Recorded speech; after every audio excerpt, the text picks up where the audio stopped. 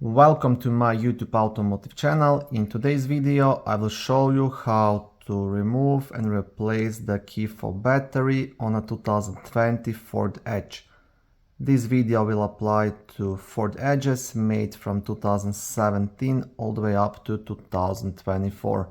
Ford started with these keyfobs in 2017, so 2015 and 16 will still have the old style keyfob.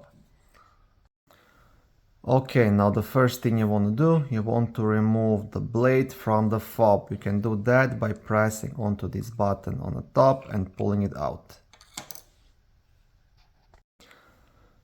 Once that is done, all you have to do, you just have to pop out this cover on the back of the key fob.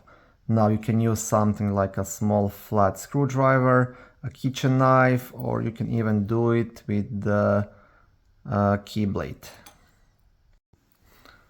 So you just kind of want to pry it out down here and lift it up. It should pop off right away. And here is the battery. Now to pop out the battery, also gently pry it out. And the battery you will need, it's a CR2450. Once you have the new battery, you just want to install it back in and pop on the cover. It's very easy to do. And insert the blade back in. And that's it.